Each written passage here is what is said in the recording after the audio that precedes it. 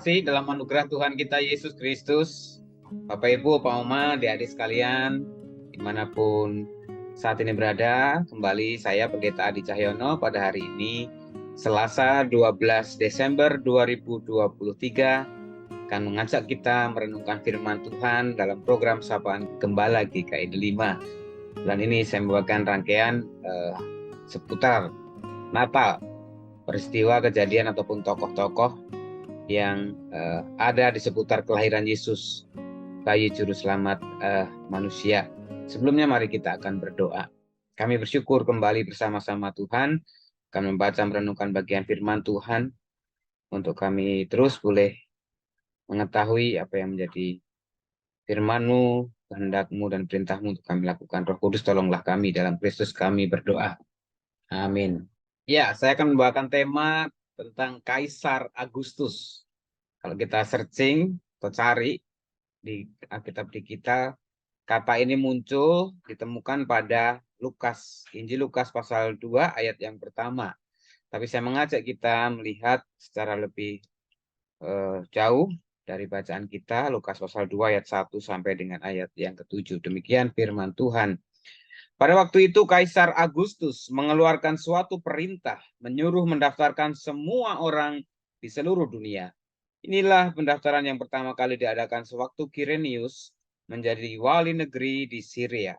Maka pergilah semua orang mendaftarkan diri masing-masing di kotanya sendiri. Demikian juga Yusuf pergi dari kota Nazaret di Galilea ke Yudea, ke kota Daud yang bernama Bethlehem, karena ia berasal dari keluarga dan keturunan Daud, supaya didaftarkan bersama-sama dengan Maria tunangannya yang sedang mengandung. Ketika mereka di situ, tibalah waktunya bagi Maria untuk bersalin, dan ia melahirkan seorang anak laki-laki, anaknya yang sulung.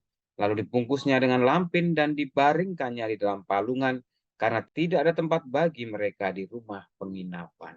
Demikian pembacaan firman Tuhan kita pada saat ini. Ibu bapak sekalian, anak-anak yang dikasih Tuhan, kalau kita perhatikan, Lukas mencatatkan sebuah fakta data yang mau menunjukkan bahwa kelahiran Yesus itu bukanlah dongeng isapan jempol.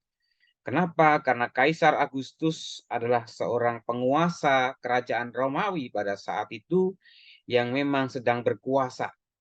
Saking berkuasanya, kekuatannya penuh, dia memerintahkan agar seluruh negeri yang dijajah oleh kekaisaran Romawi, mereka harus melakukan sensus pendataan penduduk untuk mengetahui seberapa banyak dan seberapa luas daerah kekuasaannya itu. Dan ini mau mengatakan bahwa di tengah situasi politik dunia yang terjadi, yang membuat situasi kehidupan menjadi sulit dan pelik, bahkan pahit bagi Maria dan Yusuf, yang mereka harus pergi dari tempat tinggalnya di Nazaret, di kota kecil di Galilea, harus menuju ke Yudea, ke kota Daud yang bernama Bethlehem. Kenapa? Karena ini adalah tanah leluhurnya. Peraturan yang berlaku pada saat itu, orang harus kembali ke tanah leluhurnya, asalnya, untuk mereka disensus sesuai dengan garis keturunannya.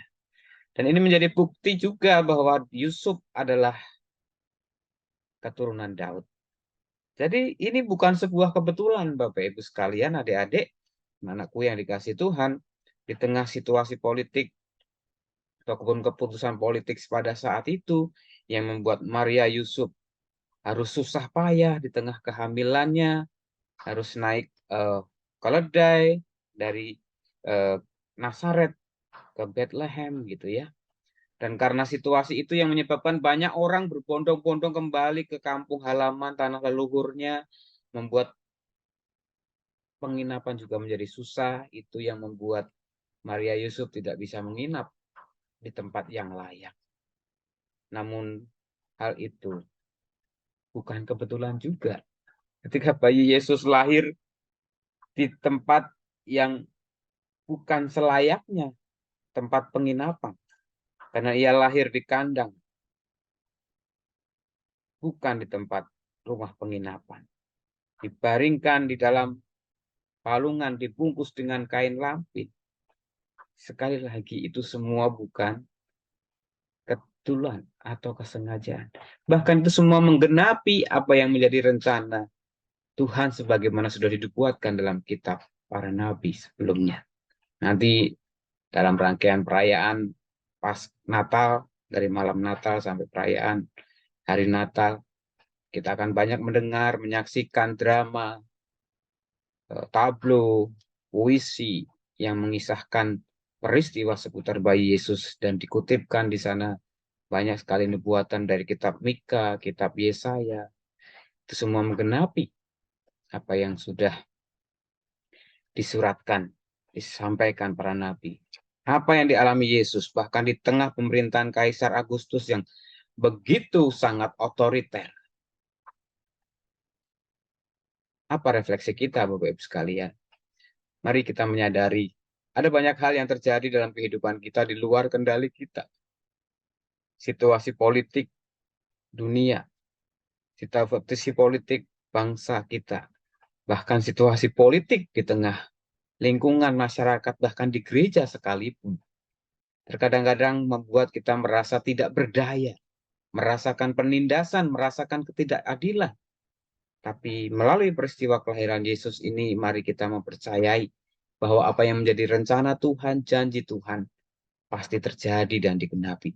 Walaupun untuk itu kadang-kadang mereka, hambanya harus mengalami hal-hal yang sulit, pelik, bahkan pahit. Tapi mari kita meyakini bahwa Tuhan mempunyai rencana yang indah dan baik dalam kehidupan setiap hambanya yang taat dan setia.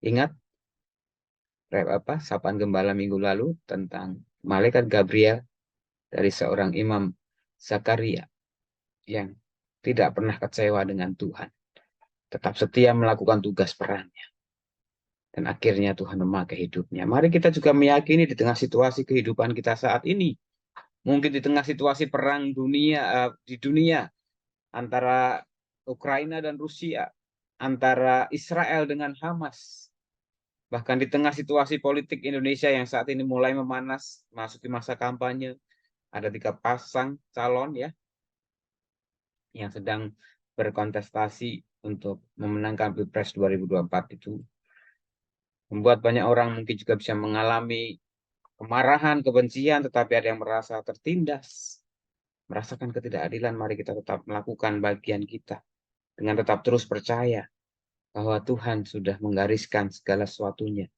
dan apa yang menjadi garis dan rencananya pasti terjadi. Baik itu Bapak sekalian, mari kita tetap bersukacita, tetap bergembira di dalam Tuhan, dalam situasi dan keadaan apapun yang mungkin kita merasa kadang di luar kendali kita, di luar kontrol kita. Tapi percayalah, segala sesuatu di dunia ini tidak bisa luput lepas dari apa yang menjadi kendali Allah, kontrol Allah. Baik dalam kehidupan pribadi kita, kehidupan keluarga kita, kehidupan pekerjaan, studi, pelayanan, kehidupan bangsa dan negara, bahkan kehidupan dunia ini. Percayalah, Yesus datang ke dunia untuk menggenapi rencana Allah, menyelamatkan manusia dari kutuk kebinasaan kekal. Selamat menyambut, menyongsong, merayakan lahirnya Juru Selamat ke tengah dunia. Tuhan Yesus memberkati. Amin.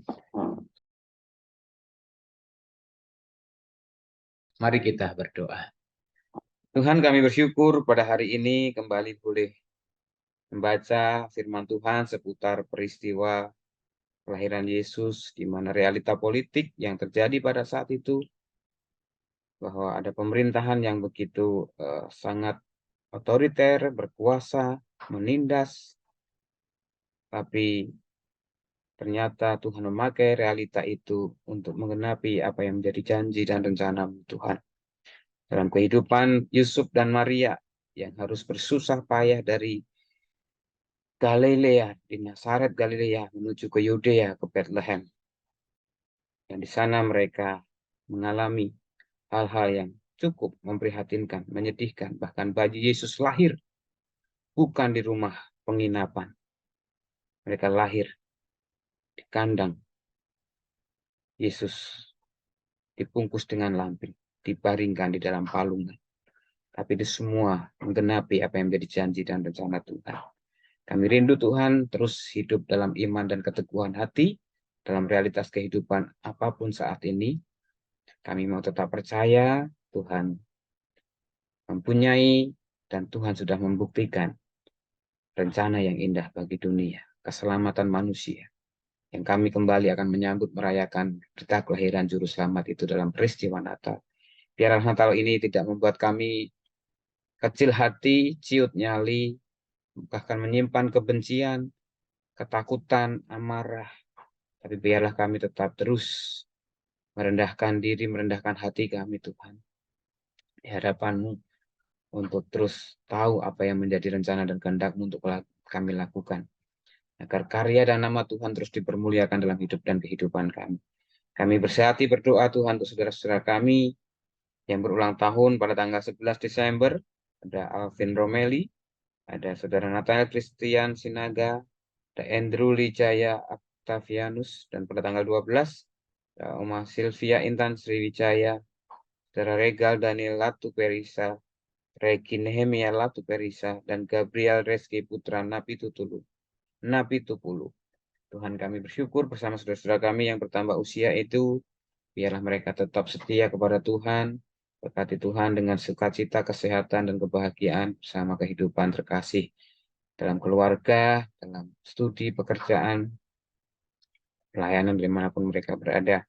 Kami pun terus mendoakan untuk rangkaian peristiwa ataupun kegiatan panitia Natal, di mana memiliki berbagai kegiatan untuk Natal lansia tanggal 15, Natal anak tanggal 16, dan juga akan dilakukan Christmas Carol. Tuhan menolong berkati agar semuanya boleh menjadi sarana kemuliaan Tuhan dinyatakan, memberkati para mereka, umat-Mu yang diberkati dan dilayani. Kami serahkan juga untuk rangkaian acara persiapan Gladi Lesik, Gladi Kotol, Gladi Lesik untuk Natal tanggal 24, tanggal 5, bagian akhir tahun, dan juga anak-anak-Mu yang bertugas diberikan sukacita, kesehatan, kekuatan untuk melakukan semua yang terbaik untuk kemuliaan nama Tuhan. Terima kasih, kami serahkan bangsa dan negara kami, kami terus berdoa agar rangkaian kegiatan menuju pemilu tetap berjalan dengan aman, damai, dan rukun. Doa ini kami minta, kami ikhlaskan dalam satu nama Tuhan kami, Yesus Kristus, yang mengajar kami berdoa. Bapa kami yang di surga, dikuduskanlah nama-Mu, datanglah kerajaan-Mu, jadilah kehendak-Mu di bumi seperti di surga. Berikanlah kami pada hari ini makanan kami yang secukupnya, dan ampunilah kami akan kesalahan kami, seperti kami juga mengampuni orang yang bersalah kepada kami. Dan jangan bawa kami ke dalam pencobaan, tapi lepaskan kami daripada yang jahat, karena Engkau yang punya kerajaan dan kuasa dan kemuliaan sampai selama-lamanya. Amin. Terimalah berkat Tuhan, kasih setialah Bapa, kasih karunia Tuhan Yesus Kristus, dan karya Roh Kudus senantiasa menuntun memimpin kehidupanmu sekarang sampai selama-lamanya. Haleluya. Amin. Ikut Tuhan Yesus.